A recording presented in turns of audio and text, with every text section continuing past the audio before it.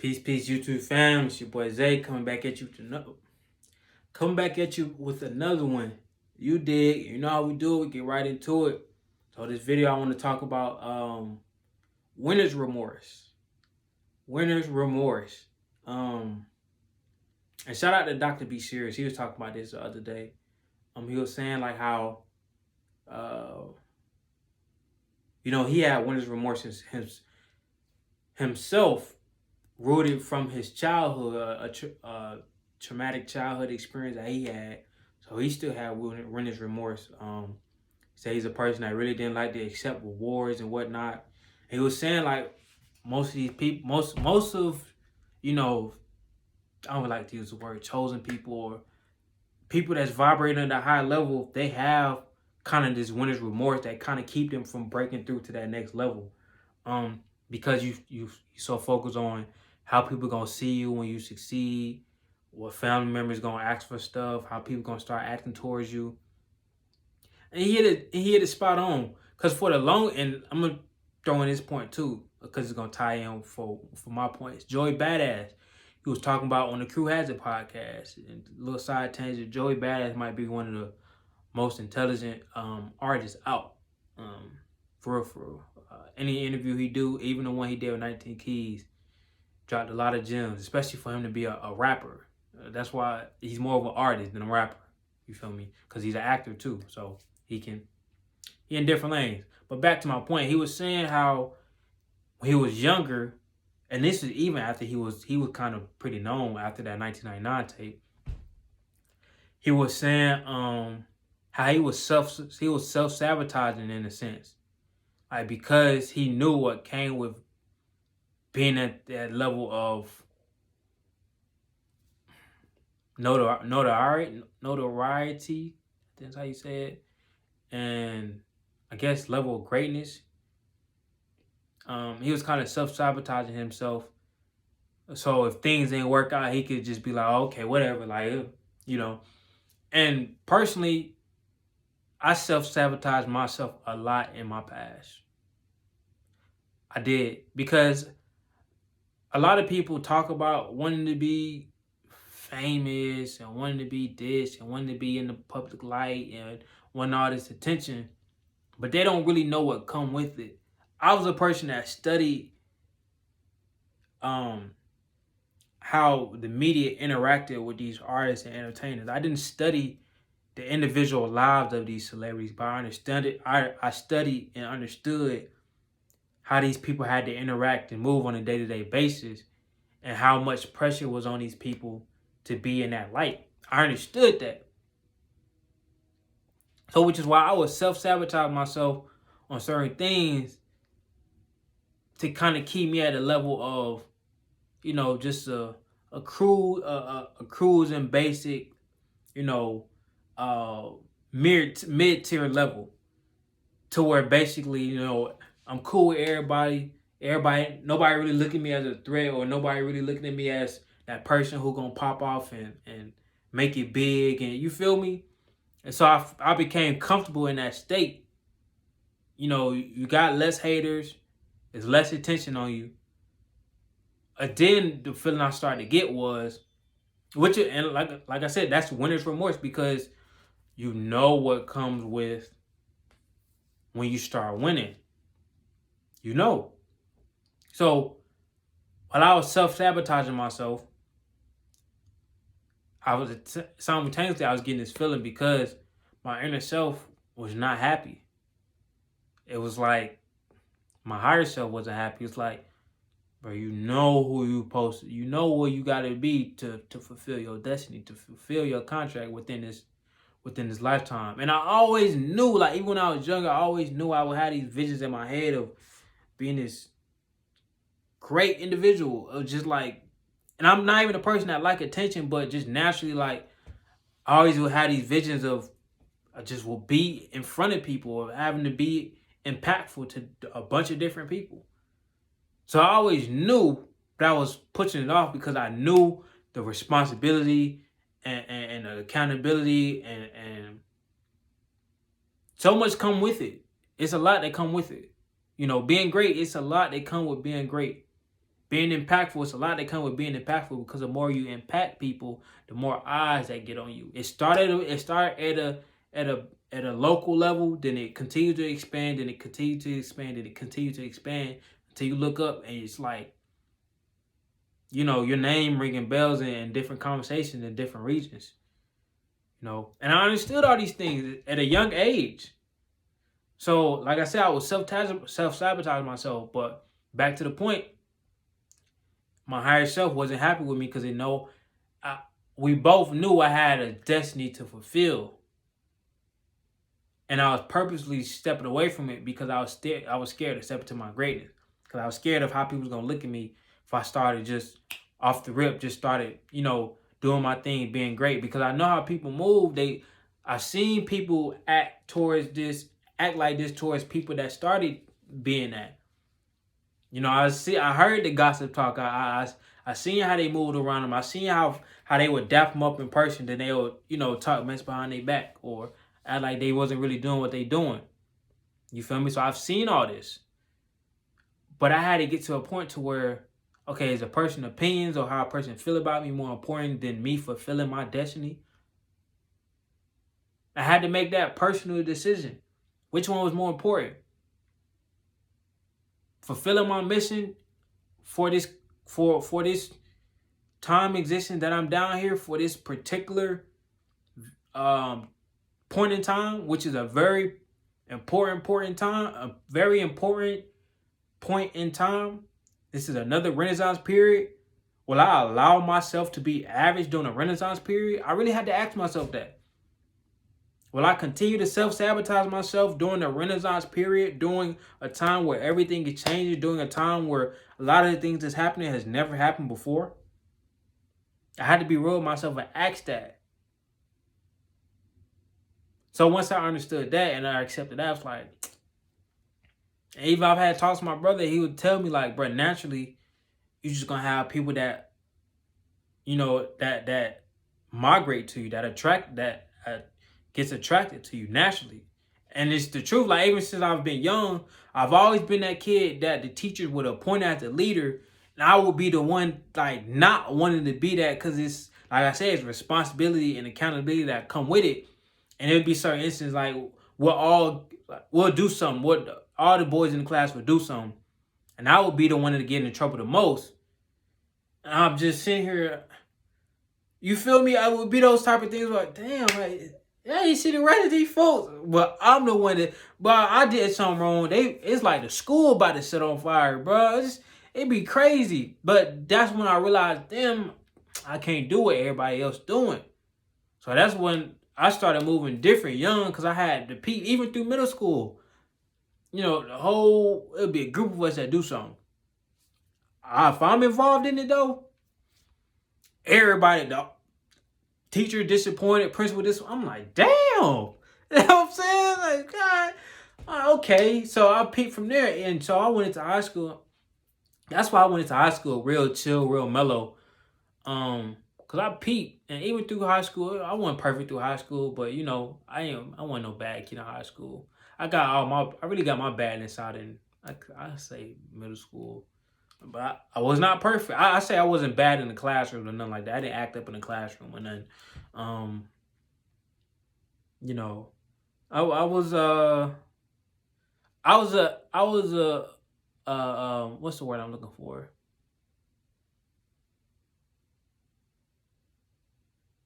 I was one of those teens that was more so interested in like the things that I guess I'm not supposed to do. But I wasn't bad though, but just that natural of being a teenager and wanting to be interested in these things that, say you can't do this, but I wasn't bad though. I wasn't bad. I was respectful. Teachers love me, parents love me. But to get back to my point, I had realized early on that certain things I couldn't do even though other kids and other people were doing it. I had to realize that. And from then I would find ways to try to like pull myself out of leadership positions. Point in case, elementary school, I was the the head hall safety monitor hall thing. I was the head person of that captain. I had did something, and it's like I kind of did it on purpose because I didn't even try to be. I would end up in positions not even trying to be in the position. I would just be. I would just be being me, and I would get selected for these positions. That happened all through my life. I was never try hard at anything. I would just naturally be myself, and I would get selected for these different positions and roles and scholarships and whatnot. It's just, you know, so I just started. I slowly and gradually just started accepting the type of individual I am, and at that time, who I was, I just started slowly accepting that. All right, this is what it is, bruh. You can't move like everybody else. You're going to have to hold that responsibility. You're going to have to impact a lot of people. You're going to have a lot of eyes on you. Especially with me now, like, I'm not saying I got a lot of eyes on me now, but I'm opening some eyes because I do a lot of different things. You know, I do a lot of different things. And I know as I continue to build and grow with this, it's going to be people, you know, coming back here and there. And it's going to, you know, it's going to start slowly. Then it's going to pick up. Then, you know, as my lifestyle reflect my work, because there's a lot of stuff I've done that, you know, I haven't reaped the rewards for. So a lot of things that I'm gonna reap the rewards for in the coming times is gonna be for stuff I've already done, and the stuff I'm working on now, I'm gonna be reaping that. So it's gonna be a snowball effect. So once that snowball effect hit, I'm already knowing how things gonna move because I studied. So when it hit, I've studied how these things happen with other people since I was a kid. So I'm going to know how to move. I'm going to know how to handle it for the most part. I'm already an introverted person. I be off to myself. I don't be around a lot of people. So it's not going to be hard for me to really adjust and, you know. And like my brother said, it's inevitable. For the longest, I tried to disassociate with the inevitable of my reality, of my future reality. But I just came to a point where I just started accepting it. And I don't want this to come off as ego talk. But I'm just describing how winner's remorse look in real time from a person that can break it down to you through my existence and through my reality. You know, because I understood how people switch up and how people move when you start winning, I was self-sabotaging myself. But I had to understand that me winning don't just affect me, affect my family and the people around me in my community. So helping those people is much more important than caring about what somebody thinking me or caring about how those people moving or caring about who hit me up for bread or for money or, you know, trying to be around me now. That's taking a backseat. Because that first reason is much more important. So much more important. I could deal with that other stuff. I could deal with that. I worry about that when I get there. I could deal with that. But I'm not about to sabotage my gifts and you know, my gift of gab because I'm scared of greatness. And I'll be 100. That's what it was. I was scared of greatness. With football, I knew what I could have been in that sport, but I was scared of greatness. You know, I was scared of doing the extra work. I wanted to do enough just to get me by, but I still wanted great results. I was putting in decent work, but I wanted great results. It don't work like that. It don't work like that in nothing. You can't put in decent and expect great. You're a fool. You're a fool. And that's what a lot of people do right now. They putting in decent and expecting something spontaneous. You're going to get decent back. I'm sorry. That's how the world works. You get out what you put in. Input, output, I/O. 0, 1, binary code. Simple. You going to do it or you're not going to do it. I was watching Mr. Robot earlier. And Mr. Robot said the world is zeros and ones. Of course, there's gray areas in between, but on the base level, it's zeros and ones. Are you going to do it or are you not going to do it? You're going to be great or not great? You're going to lack off or you're going to get it? 0, 1. Binary. The matrix is made up of zeros and ones. Anything off of that is the foundation came from the base of 0 and 1 though. Again, a little too deep into the metaphysics talk. I'm really back in, really out back in. So, if you find yourself having winner's remorse, you have to understand that one, everybody not gonna be able to go with you. Let's acknowledge that point. Everyone not gonna be able to go with you. You have to leave some people behind. It's not even a fact of the matter you being mean. You have to. But there's no way around it. Everybody, all these stories and documentaries and interviews I've watched of these different people, they had to leave somebody behind. I'm not saying you gotta leave everybody, but some people gonna have to get left behind. That's what it is. Number 2, when it comes to winner's remorse, people are gonna switch up. That's just what it is. There's no way around that either. I'm not saying everybody's gonna switch up, but it's going to be some people that switch up. You can't expect somebody not to switch up when their whole life they seen you as this certain person from your past, and all of a sudden you've transitioned to this damn near whole new individual that they couldn't even fathom you becoming. How can you not expect them to switch up? They never seen you like this. A lot of people have these preconceived notions of the people they think that's going to blow up or that's going to become big in life or that's going to excel to great heights.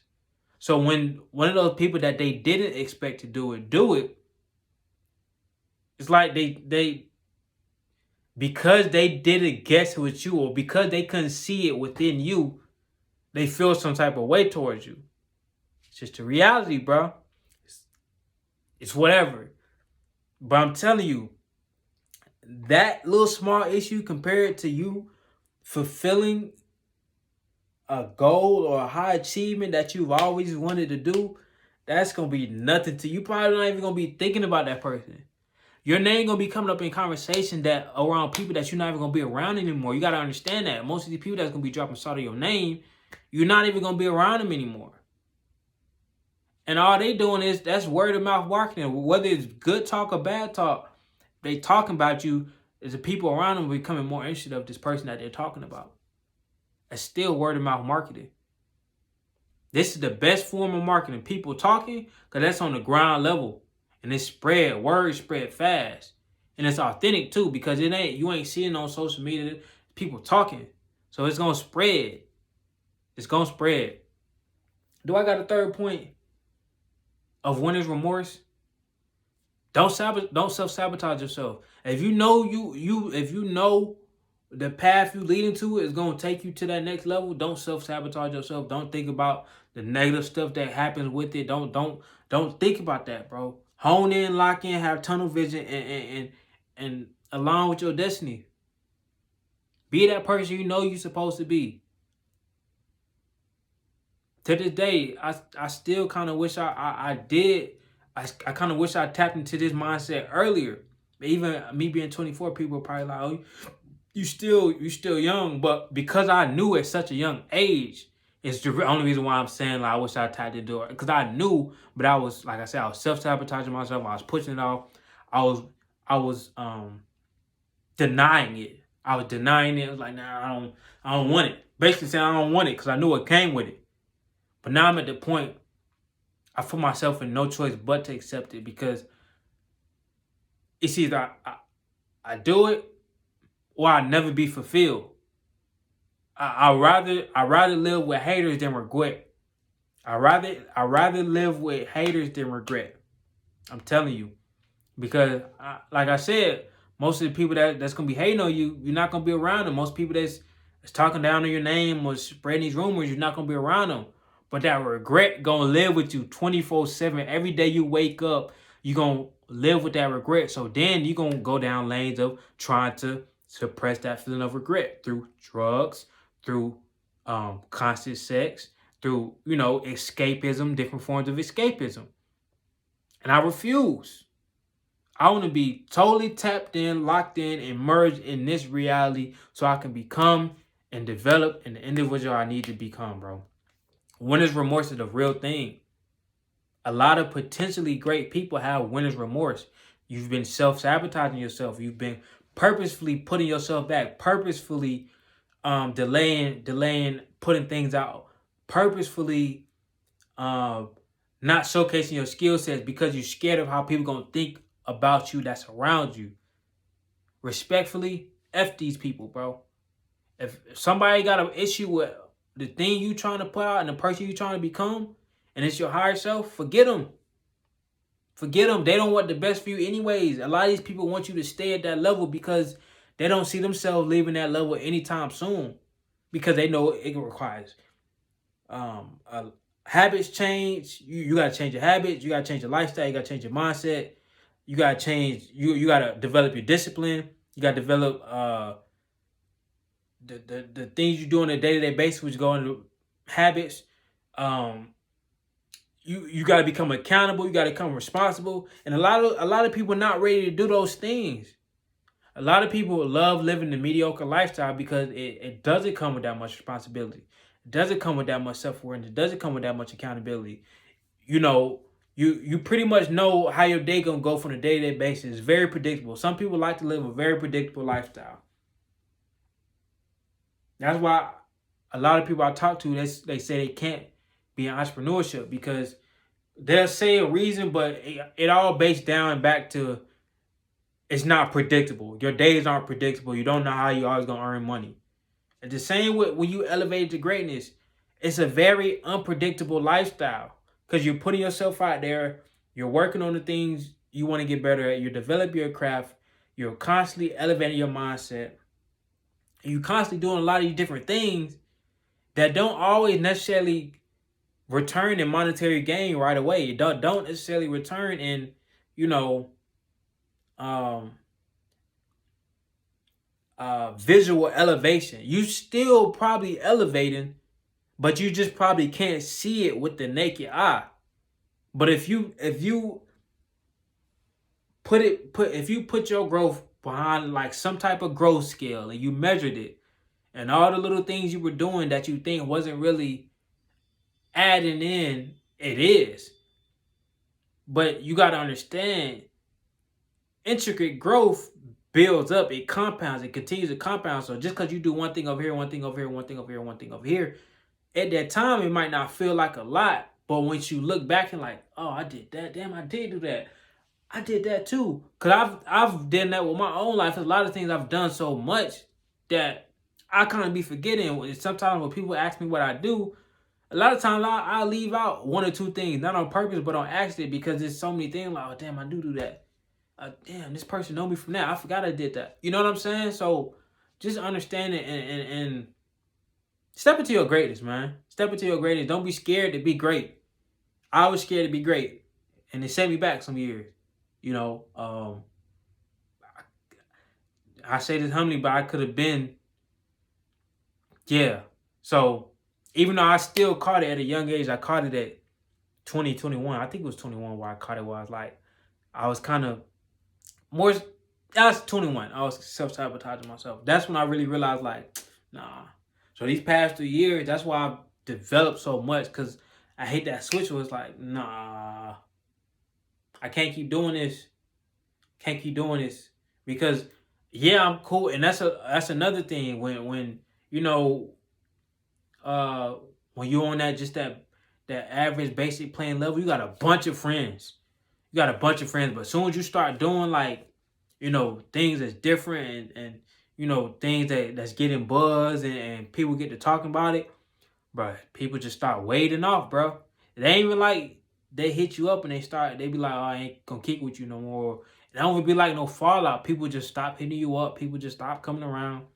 People just stop wanting to be close to you because they disassociate with you as a friend, because they know they can't elevate with you at the pace that you're elevating at. They disassociate with you as a friend. They become a spectator. So understand, when you lose friends, they become spectators most of the time. I'm gonna leave it at that, man. Avoid having winner's remorse. It's a normal thing to have, but I'm here to get y'all to break out of it, because I know, because I had winner's remorse. I know it's a lot of people out there who probably do have it. So I'll catch y'all next video. Peace.